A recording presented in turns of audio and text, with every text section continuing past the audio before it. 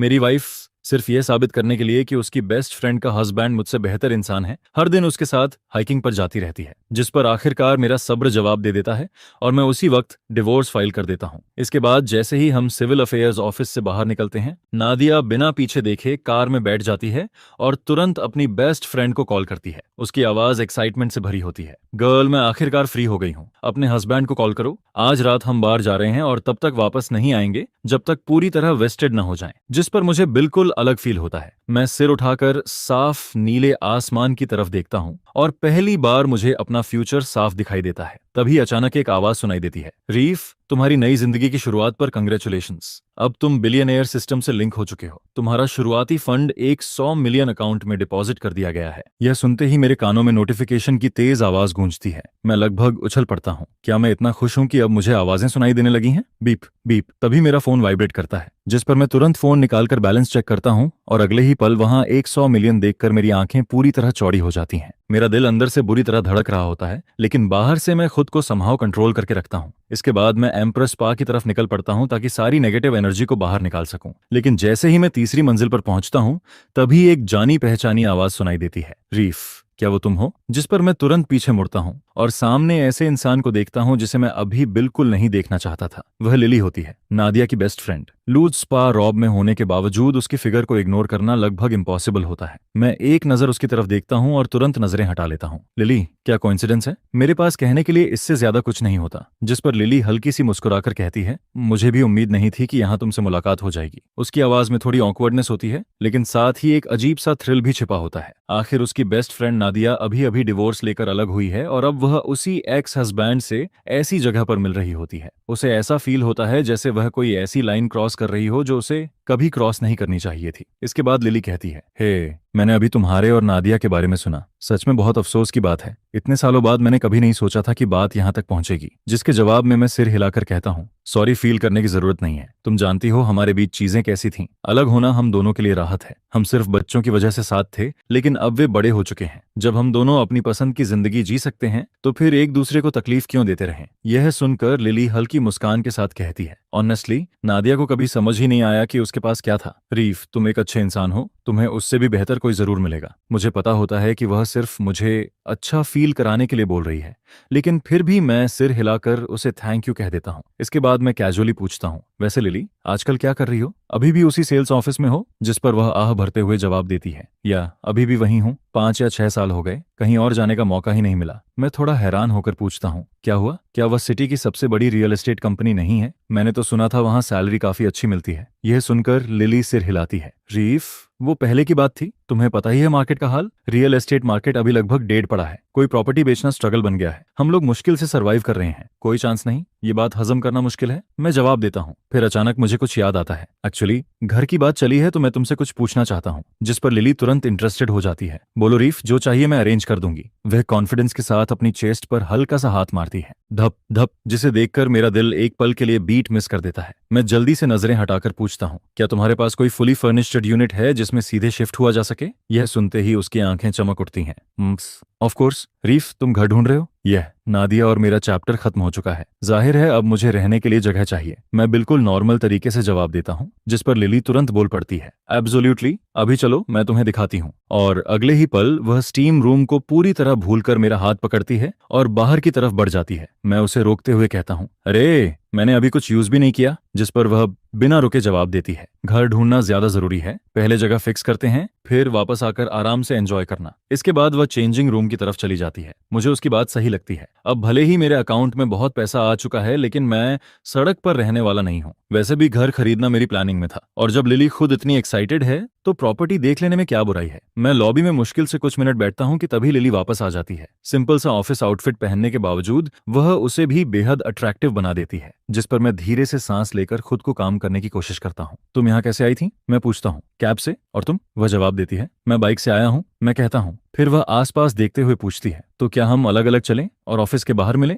लेकिन मैं जवाब देने के बजाय अपनी नई टी मैक्स 560 की तरफ बढ़ जाता हूँ, जिसे देखकर लिली अचानक रुक जाती है। रुको, क्या ये तुम्हारी राइड है? ये अभी हाल ही में खरीदी है? मैं हेलमेट पहनते हुए कैजुअली जवाब देता हूँ, जिस पर उसकी नजरें पूरी बाइक पर घूमती रहती हैं। ये तो बहुत कूल है। इसकी कीमत कितनी होगी? उसे मोटरसाइकिल्स की ज्यादा जानकारी नहीं होती, लेकिन ये देखकर साफ समझ आ रहा होता है कि यह कोई सस्ती मशीन नहीं है। तभी बगल में एक हार्ले आकर रुकती है। राइडर हेलमेट उतारते हुए कहता है, ब्रो कमाल की राइड है। ये नई टी मैक्स 560 है ना? मैं सिर हिलाता हूँ, जिस पर वह आगे कहता है, इसे खरीदना आसान नहीं होता। ऑन रोड कम से कम 170 से 180,000 तक जाती होगी। उसने यह बात कैजुअली कही होती है, लेकिन लिली एक एक शब्द सुन लेती है। जैसे ही उसे पता चलता है कि इस मोटरसाइकिल की कीमत इतनी ज्यादा है, उसकी आंखें पूरी तरह फैल जाती हैं। वह 6 साल से ज्यादा समय से हेन रियल्टी में काम कर रही होती है। पिछले साल उसने बहुत सोचने के बाद इंस्टॉलमेंट्स पर एक छोटी हैचबैक खरीदी थी, लेकिन यहाँ एक 2 व्हीलर की कीमत ही उसकी 2 कारों के बराबर निकल रही होती है। वह समझ ही नहीं पाती कि यह कैसे पॉसिबल है। फिर उसकी नजर मेरी तरफ जाती है, और यहीं उसे सबसे बड़ा शौक लगता है। नादिया हमेशा कहती थी कि मैं अपनी पूरी सैलरी हर महीने घर दे देता हूँ, खुद पर 500 से ज्यादा कभी खर्च नहीं करता। लेकिन अब मैं डिवोर्स के तुरंत बाद डिजाइनर क्लॉथ्स पहने खड़ा होता हूँ और एक एक्सपेंसिव मोटरसाइकिल चला रहा होता हूँ, जिस पर लिली के दिमाग में सवाल उठने लगते हैं। क्या रीफ सीक्रेटली रिच है? क्या वह इतने सालों से सिर्फ सिंपल बनने का नाटक कर रहा था? लेकिन नादिया काफी स्मार्ट थी, फिर वह इतने सालों तक यह बात कैसे नहीं समझ पाई? ये सोचकर लिली को लगता है जैसे उसने किसी बहुत बड़े सीक्रेट की झलक देख ली हो। इसके बाद वह अचानक पूछती है, रीफ क्या मैं तुम्हारे साथ राइड कर सकती हूँ? कैब ढूंढना बहुत हेडेक है और ये ज्यादा फास्ट भी रहेगा। श्योर, बैठ जाओ। मैं ज्यादा सोचे बिना जवाब देता हूँ और पीछे वाली सीट पर हाथ मारकर उसे बुलाता हूँ, जिस पर लिली बाइक पर बैठ जाती है।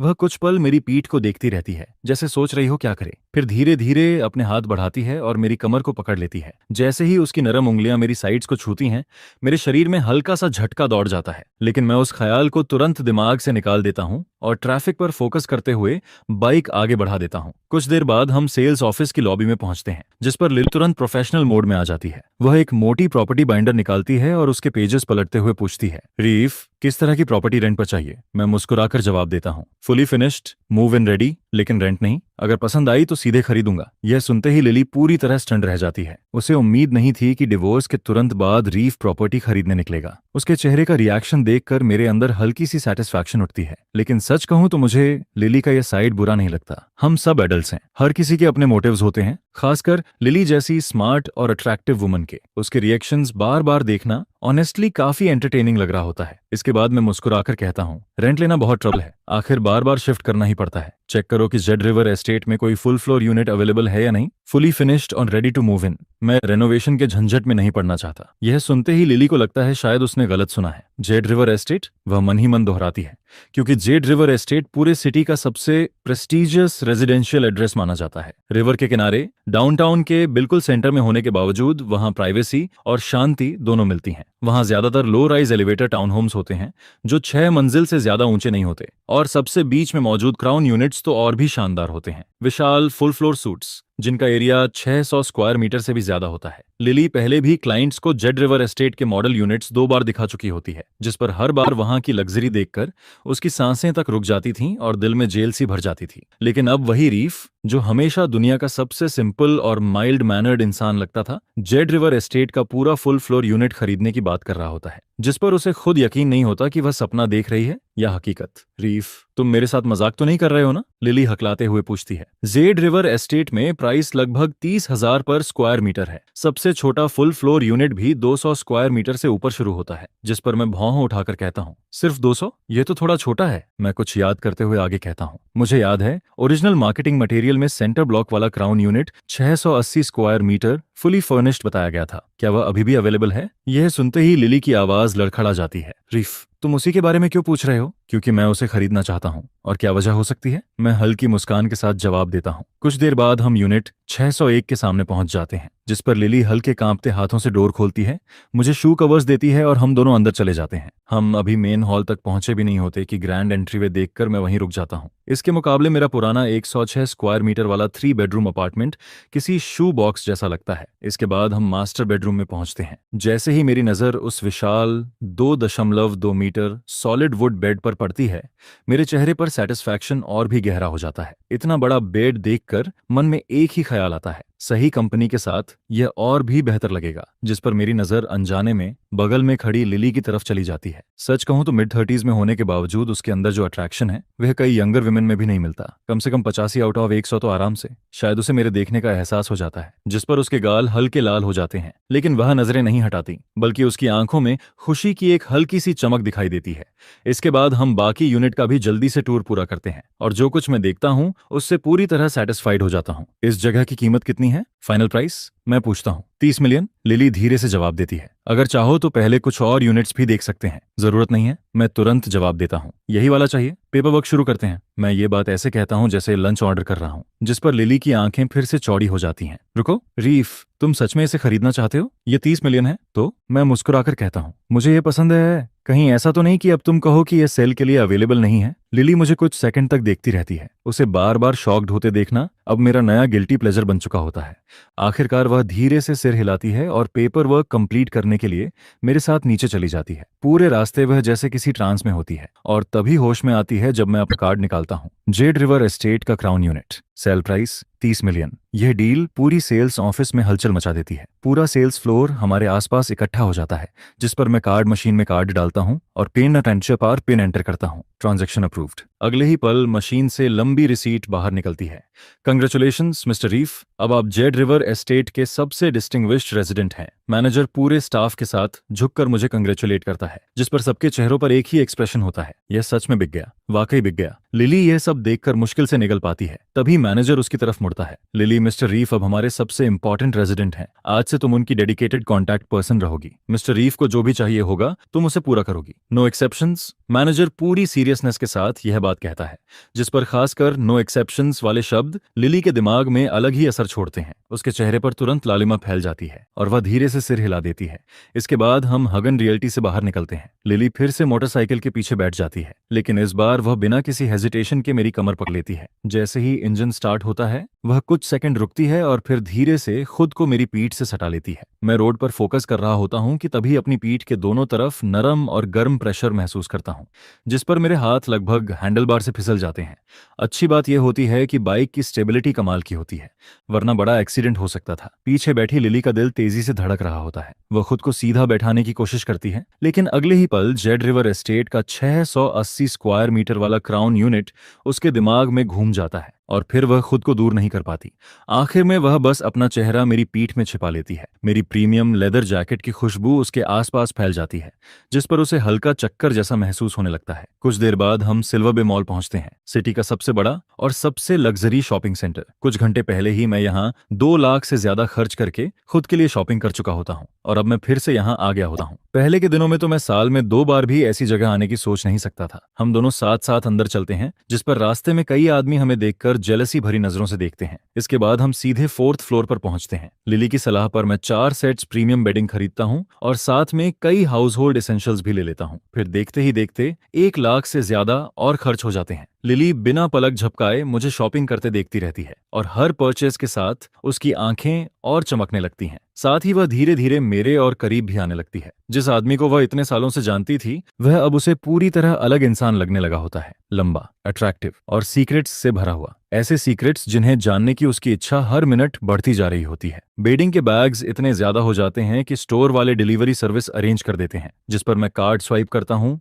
एड्रेस छोड़ता हूँ और बिना दोबारा सोचे आगे बढ़ जाता हूँ। इसके बाद मैं लिली को लेकर 2nd फ्लोर पर पहुंचता हूँ, जहां लग्जरी बुटीक्स की पूरी लाइन लगी होती है। मैं सीधे एक फ्लैगशिप स्टोर में घुस जाता हूँ। लिली बैग्स और डिजाइनर क्लॉथ्स को ऐसे देख रही होती है जैसे बरसों से उन्हें चाहती हो, जिस पर मैं कैजुअली डिस्प्ले से एक विमेंस हैंडबैग उठा लेता हूँ। तभी सेल्स एसोसिएट मुस्कुराकर कहती है, सर ये हमारे लेटेस्ट सीजन का विमेंस क्लच है, आपकी कंपेनियन पर यह बिल्कुल परफेक्ट लगेगा। प्राइस 28,000 है। मैं लेता हूँ। मैं सिर्फ 2 शब्द बोलता हूँ, कार्ड निकलता है, पेमेंट होती है, काम खत्म। इसके बाद मैं बैग लेकर सीधे लिली को दे देता हूँ, तुम्हारे लिए। जिस पर लिली की आंखें चमक उठती हैं। सच में? वह हैरानी से पूछती है, तुम पूरे दिन मेरे साथ घूम रही हो, इसे एक छोटा सा थैंक यू समझ लो। मैं मुस्कुराते हुए उसके हाथ पर हल्की थपकी देता हूँ। Thank you reef. लिली खुशी से लगभग चमक उठती है। वह बैग को बार बार पलटकर देखने लगती है और हर सेकंड उसके प्यार में और डूब चली जाती है। लेकिन तभी एक तेज महिला आवाज पूरे स्टोर में गूंजती है, लिली तुम इसके साथ यहाँ क्या कर रही हो? जिस पर लिली तुरंत सिर उठाती है और सामने नादिया को खड़ा देखती है। किस्मत का खेल देखो, नादिया के बगल में वही आदमी खड़ा होता है जिसे लिली अच्छी तरह जानती है, ड्रैक, नादिया का पहला प्यार। अगले ही पल हम चारों की नजरें एक दूसरे से टकराती हैं और माहौल अचानक ठंडा पड़ जाता है। लगभग 10 सेकंड तक कोई कुछ नहीं बोलता। फिर आखिरकार नादिया चुप्पी तोड़ती है। ये सब क्या है? उसकी आवाज आरोपों से भरी होती है। तुम लिली के साथ यहाँ क्या कर रहे हो? उसकी नजर पहले ही लिली के हाथ में मौजूद लग्जरी बैग पर पड़ चुकी होती है। लेटेस्ट सीजन का मॉडल, कम से कम 20 से 30 हजार का। नादिया हमेशा से अपनी बेस्ट फ्रेंड के साथ साइलेंटली कंपेट करती आई थी, जिस पर ड्रैक द्वारा अभी अभी खरीदा गया 6000 वाला बैग अचानक बेहद सस्ता लगने लगता है।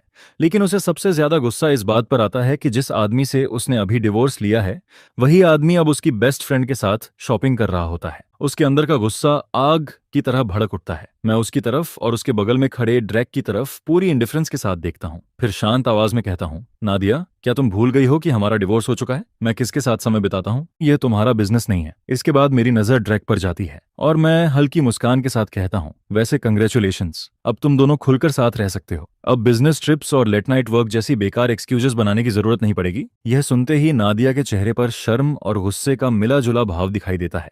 शर्म इसलिए क्योंकि उसकी पोल सबके सामने खुल रही होती है, और गुस्सा इसलिए क्योंकि जिस आदमी को वह सालों से दबाकर रखती आई थी, वही अब उसे इस तरह जवाब दे रहा होता है। झूठ बोलना बंद करो, नादिया तुरंत चिल्लाती है। ड्रैक और मैं सिर्फ दोस्त थे। मुझे हमेशा से पता था कि तुम पेटी इंसान हो। ऊपर से भले ही हार्मलेस दिखते हो, लेकिन अंदर से हमेशा ट्विस्टेड रहे हो। अब तुम्हारा असली चेहरा सामने आ रहा है। अब मुझे पता चल रहा है कि तुम असल में कैसे इंसान हो। जिस पर मैं चुपचाप खड़ा उसे टूटते हुए देखता रहता हूँ, क्योंकि यही उसका सबसे पसंदीदा काम रहा है, मुझे नीचा दिखाना। मैं ये सीन पिछले 16 सालों से देखता आ रहा हूँ। मुझे इसकी एक एक लाइन याद है। 16 साल, और इस औरत में आज तक कोई बदलाव नहीं आया। उसके दिमाग में हमेशा मैं ही गलत रहा हूं। हमेशा मैं ही वह इंसान रहा हूं जो उसके स्टैंडर्ड्स पर खरा नहीं उतर पाया, और जैसे ही उसे मौका मिलता है, वह उसे अटैक में बदल देती है। वह कुछ भी बाकी नहीं छोड़ती। अगर मैं मेंटली स्ट्रांग नहीं होता तो शायद सालों पहले ही टूट चुका होता। जिस पर मैं शांत खड़ा रहता हूं और इंतजार करता हूं कि वह अपनी पूरी बात खत्म कर ले। हम दोनों के बीच क्या रिश्ता है और क्या नहीं, इसका जवाब देना मैं तुम्हें जरूरी नहीं समझता। मैं बिल्कुल शांत आवाज में कहता हूँ, जो सोचना है सोचो, मुझे कहीं जाना है, तुम लोग अपना आफ्टरनून एंजॉय करो। इतना कहकर मैं मुड़ता हूँ और सीधे स्टोर से बाहर निकलने लगता हूँ, जिस पर नादिया मेरी पूरी तरह शांत और बेपरवाह एक्सप्रेशन को देखती रहती है, और उसके सीने में जल रही आग पहले से भी ज्यादा भड़क उठती है। अजीब बात यह होती है कि डिवोर्स होने के बाद भी, सब कुछ हासिल कर लेने के बाद भी, मुझे इस तरह देखकर वह अंदर से बुरी तरह तिलमिला उठती है। वही आदमी जिसे उसने हमेशा वर्थलेस समझा, वही आदमी जिसे उसने कभी सीरियस लिया ही नहीं, आज वही आदमी उसे पूरी तरह इग्नोर कर रहा होता है। जिस पर उसके मन में एक ही सवाल घूमता है, इसमें आखिर ऐसा क्या है जिस पर इसे गर्व हो रहा है? उसे पूरा यकीन था कि ड्रैक के साथ खुद को देखकर मैं टूट जाऊंगा। उसे उम्मीद थी कि मेरे चेहरे पर रिग्रेट होगा, जेलसी होगी, गुस्सा होगा, लेकिन उसे कुछ भी नहीं मिलता। एक भी रिएक्शन नहीं, एक भी ऐसी चीज नहीं जो वह देखना चाहती थी। और सबसे बड़ी बात, डिवोर्स वाले दिन ही मैं किसी दूसरी वुमन के साथ शॉपिंग कर रहा होता हूँ, और वह वुमन उसकी खुद की बेस्ट फ्रेंड निकलती है। यह सोचकर नादिया का गुस्सा और बढ़ जाता है। जैसे ही मैं उसके पास से निकलता हूँ, वह खुद को रोक नहीं पाती और मेरा हाथ पकड़ लेती है। मेरी बात सुनो, वह गुस्से में कहती है। जब तक यह बात क्लियर नहीं होती, तुम कहीं नहीं जा रहे। जिस पर मैं भौहें सिकोड़कर उसकी तरफ देखता हूँ। नादिया, तुम्हें हुआ क्या है? क्या है? हमारा डिवोर्स हो चुका है, अब हमारा एक दूसरे से कोई लेना देना नहीं है। क्या मुझे यह बात तुम्हें बार बार याद दिलानी पड़ेगी? लेकिन नादिया मेरी बात सुन ही नहीं रही होती, क्योंकि उसी समय उसकी नजर मेरी जैकेट पर पड़ती है, और अगले ही पल वह वहीं ठिठक जाती है। वही ब्रांड, वही जैकेट। स्टोर के मैनकेन पर बिल्कुल वैसी ही जैकेट लगी होती है। प्राइस टैग 28,000, जिस पर नादिया की आंखें फैल जाती हैं। बाकी कपड़े भी किसी तरह सस्ते नहीं लग रहे होते। लग्जरी ब्रांड्स की पहचान करने में तालिया हमेशा माहिर रही है, इसलिए वह तुरंत समझ जाती है कि मैं जो पहन रहा हूं वह सब बेहद महंगा है। और यह देखकर उसके अंदर का गुस्सा फिर से भड़क उठता है। मैं इतने महंगे कपड़े पहन रहा हूं, जबकि वह खुद कभी इतनी रकम खर्च करने की हिम्मत नहीं कर पाई। उसकी सबसे महंगी ड्रेस भी मुश्किल से 10,000 से थोड़ी ज्यादा की थी। गुस्से में वह यह तक भूल जाती है कि मेरे लिए जो कपड़े वह खरीदती थी वे ज्यादातर चीप ऑनलाइन डील्स होते थे, मुश्किल से कुछ 100 युआन के, कभी कभार ही थोड़ा महंगे। तभी वह लगभग चिल्लाते हुए कहती है, ओह, तो ये बात है, तुम इतने सालों से मुझसे पैसे छिपा रहे थे इन्हीं कपड़ों पर खर्च करने के लिए। पैसे कहाँ से आए? कितना पैसा छिपा कर रखा हुआ है? मुझे जवाब दो। जिस पर मैं उसे कुछ सेकंड तक देखता रहता हूँ। नादिया, मैं धीरे से कहता हूँ, एक बार फिर याद दिला दूं, हमारा डिवोर्स हो चुका है। मैं क्या पहनता हूँ और किसके साथ रहता हूँ इसका तुमसे कोई लेना देना नहीं है। तुम्हें नहीं लगता कि तुम अपनी लिमिट्स क्रॉस कर रही हो? इसके बाद मेरी नजर पीछे खड़ी लिली पर जाती है। वह पूरी तरह कंफ्यूज्ड खड़ी होती है, जिस पर मेरे होंठों पर हल्की मुस्कान आ जाती है। मैं हाथ हिलाकर उसे अपनी तरफ बुलाता हूँ, लेकिन अंदर से बुरी तरह उलझी हुई होती है। उसकी बेस्ट फ्रेंड ने अभी अभी उसे अपने एक्स हस्बैंड के साथ पकड़ लिया है। ऊपर से उसने मुझसे इतना महंगा गिफ्ट भी ले लिया होता है, जिसका गिल्ट उसे अंदर ही अंदर खाए जा रहा होता है। वह समझ नहीं पा रही होती कि नादिया से क्या कहे, लेकिन फिर उसे आज का पूरा दिन याद आता है, और सबसे ज्यादा जेड रिवर एस्टेट का 30 मिलियन वाला क्राउन यूनिट, जिस पर कुछ सेकंड की अंदरूनी लड़ाई के बाद वह धीरे धीरे मेरे पास आकर खड़ी हो जाती है। मैं उसकी तरफ देखकर कहता हूँ, असल में मुझे तुम्हें कोई एक्सप्लेनेशन देने की जरूरत नहीं है, लेकिन जब तुम इतनी जिद कर रही हो तो सुन लो। इसके बाद मैं नादिया की तरफ देखता हूँ। लिली रियल एस्टेट में काम करती है। आज दोपहर मैंने उसकी कंपनी के थ्रू जेड रिवर एस्टेट में एक यूनिट खरीदा है, और उसकी कंपनी ने उसे मेरे लिए बेडिंग और बाकी सामान सेलेक्ट करने की रिस्पॉन्सिबिलिटी दी है। अब इसमें कोई प्रॉब्लम है क्या? यह सुनते ही नादिया का चेहरा बदल जाता है। क्या? वह लगभग चिल्ला पड़ती है। तुमने घर खरीदा, और वो भी जेड रिवर एस्टेट में? उसकी आवाज कई लेवल ऊपर चली जाती है। आखिर जेड रिवर एस्टेट पूरे सिटी का सबसे चर्चित लग्जरी प्रोजेक्ट होता है। प्राइम लोकेशन, अल्ट्रा लग्जरी, जिस पर अब तक चुप खड़ा ड्रैग भी बोल पड़ता है। तुमने जेड रिवर एस्टेट में घर खरीदा? वह हंसने की कोशिश करते हुए कहता है, ये तो मजेदार है। उसके चेहरे पर छिपी हुई मकावरी साफ दिखाई दे रही होती है। तुम्हें पता भी है वहां प्राइस पर स्क्वायर मीटर कितना है? ड्रैग बिल्कुल नहीं रुकता। उसे फर्क नहीं पड़ता कि मैं नादिया का एक्स हस्बैंड हूँ। आखिर वह मेरे बारे में बहुत पहले से जानता था। उसके दिमाग में मेरी इमेज हमेशा एक ही रही थी, एक ऐसा आदमी जो नादिया के सामने कभी आवाज नहीं उठाता, जो हमेशा दबा रहता है, जिसने कभी पलटकर जवाब नहीं दिया। एक छोटी कंपनी में काम करने वाला साधारण एम्प्लॉय, जो 10 साल से ज्यादा मेहनत करने के बाद भी मिडिल मैनेजमेंट तक नहीं पहुंच पाया। ड्रैग की नजर में मैं हमेशा एक नोबॉडी रहा हूं, और इसी वजह से आज भी वह मुझे आसानी से मॉक कर रहा होता है। जब उसकी बात खत्म होती है, मैं धीरे से उसकी तरफ देखता हूं, बस एक नजर। लेकिन पता नहीं क्यों मेरी नजर पड़ते ही ड्रैग को अजीब सी बेचैनी महसूस होती है। उसके दिल में हल्की सी घबराहट पैदा हो जाती है, क्योंकि उसके सामने खड़ा रीफ अब पहले वाला रीफ नहीं होता। मैंने उससे अभी तक एक शब्द भी नहीं कहा होता, फिर भी मेरी मौजूदगी में एक अजीब सा दबाव होता है जो उसे असहज कर देता है। मैं कुछ पल उसकी आंखों में देखता हूँ, फिर नजरें हटा लेता हूँ।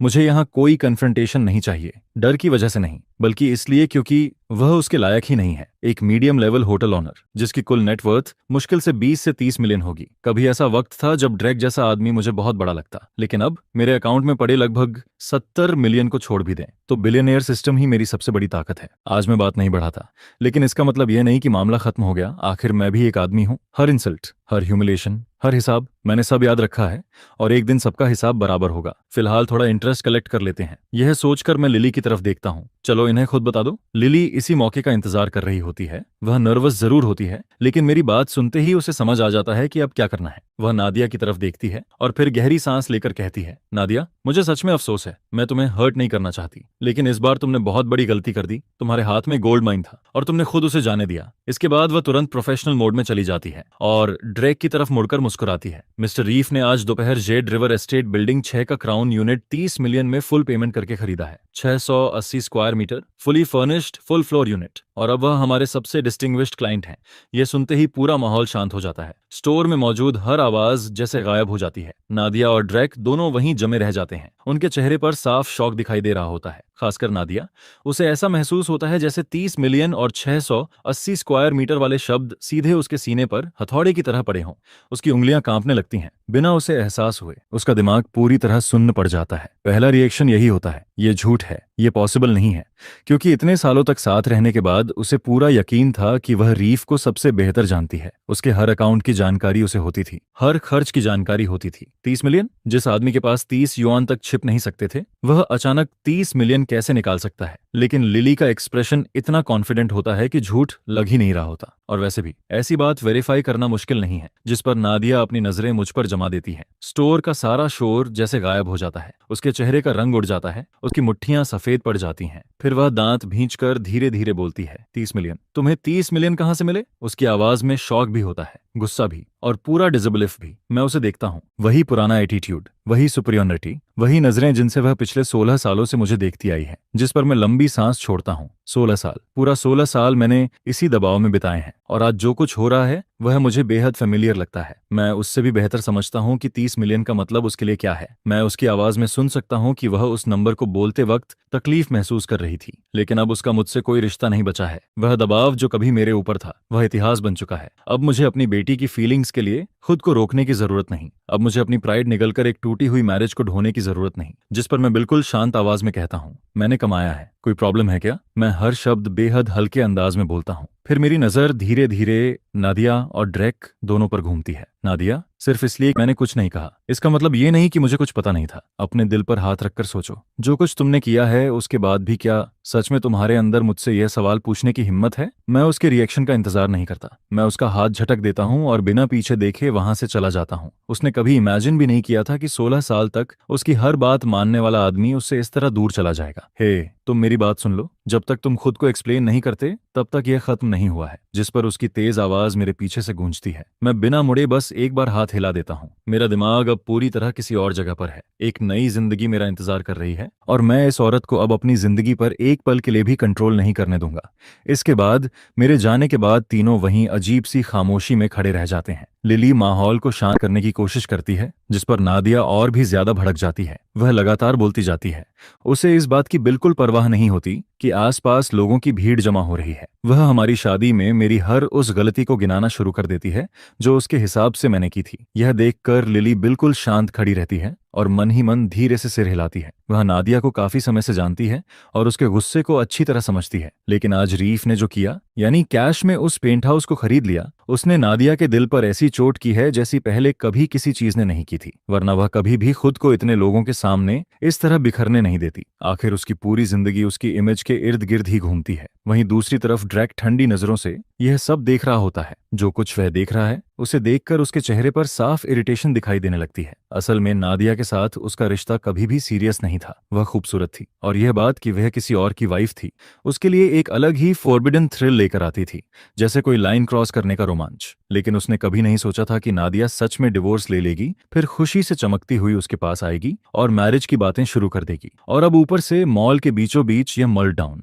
जिस पर उसके दिल में नादिया के लिए जो थोड़ी बहुत वार्मथ बची थी वह भी तेजी से खत्म होने लगती है। और फिर उसे पब्लिक में इमेज इस तरह पूरी तरह कंट्रोल खोते हुए देखकर उसके अंदर कुछ अनएक्सपेक्टेड सा फील होता है। पहली बार उसे सच में उस आदमी के लिए बुरा लगता है जो अभी बिना पीछे देखे वहां से चला गया।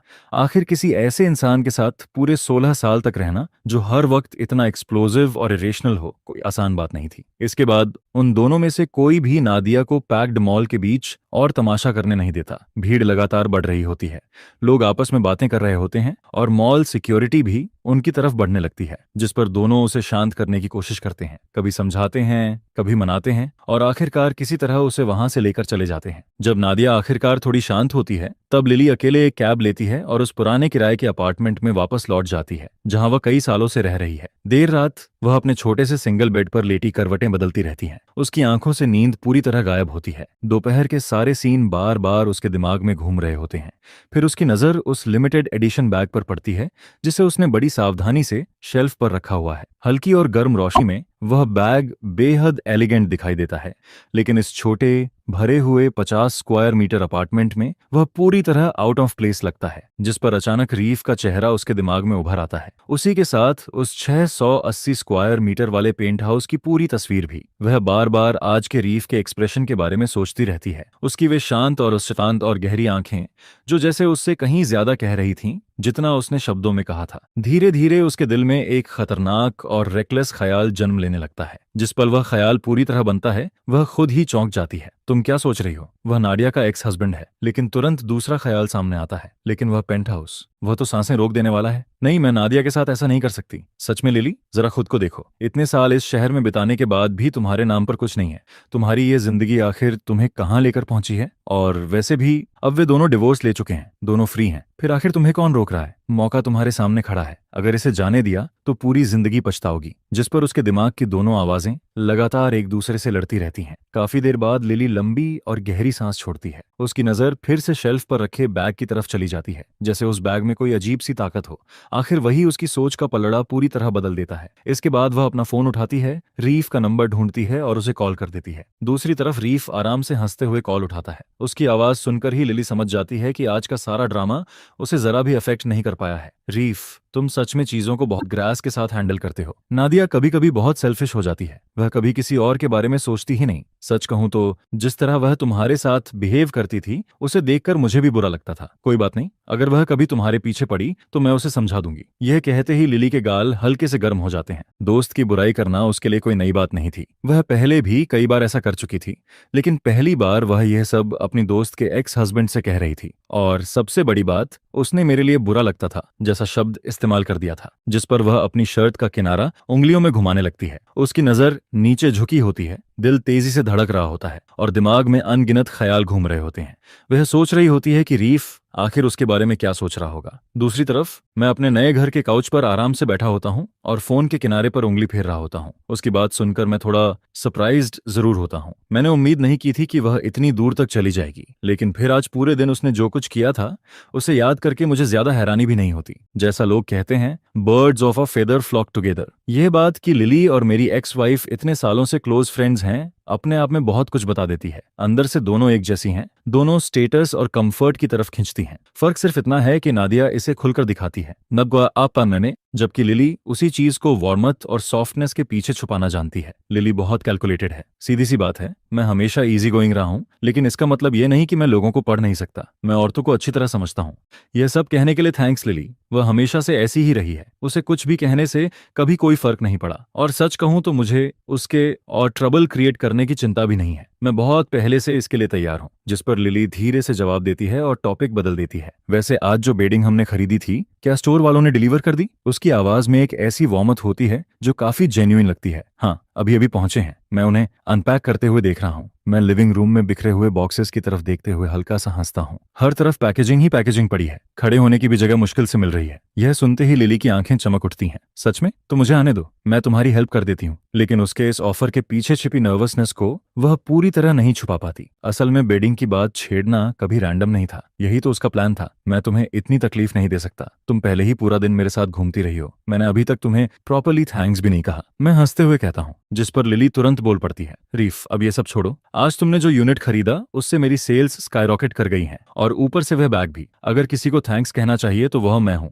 वह मुझे जवाब देने का मौका तक नहीं देती। वह इंसिस्ट करती है कि वह अभी आएगी और बेडिंग सेट करने में मेरी मदद करेगी। तुम जैसे बड़े आदमी को शायद बेड बनाना भी नहीं आता होगा। जिस पर मैं मुस्कुराते हुए कहता हूँ, ठीक है आ जाओ, काम खत्म होने के बाद डिनर मेरी तरफ से। यह सुनते ही लिली तुरंत मान जाती है। वह लगभग इतनी जल्दी कॉल काट देती है जैसे कहीं मैं अपना फैसला बदल न दूं। कुछ ही मिनटों में वह घर से निकलकर कैब में बैठ जाती है। करीब आधे घंटे बाद कैब जेड रिवर एस्टेट के सामने रुकती है। वहीं दूसरी तरफ उस अपार्टमेंट में जहां कभी नादिया और मैं साथ रहते थे, एक नया तूफान उठ चुका होता है। जब ग्लोरिया को पता चलता है कि रीफ ने जेड रिवर एस्टेट में $30 मिलियन का पेंट हाउस खरीद लिया है, तो उसके हाथ से बेलन गिर जाता है। डम्पलिंग्स इंतजार कर सकते हैं। वह तुरंत किचन से बाहर भागती है, जिस पर डेक्स जो मोबाइल गेम खेल रहा होता है एकदम से खड़ा हो जाता है। सिस, तुम कह रही थी कि उसने घर पर 30 मिलियन खर्च कर दिए, तुमने खुद देखा था? मैंने खुद नहीं देखा, लेकिन लिली ने मुझे सीधे बताया है। वह ऐसी बात झूठ क्यों बोलेगी? नादिया दांत भींचते हुए जवाब देती है, लेकिन उसके दिमाग में सिर्फ दो चीजें घूम रही होती हैं, 30 मिलियन और जेड रिवर एस्टेट।